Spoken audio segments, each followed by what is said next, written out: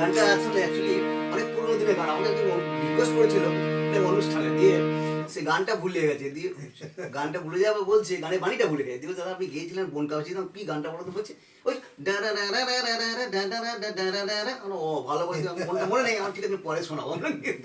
তো সেই গানটা চেষ্টা করেছি।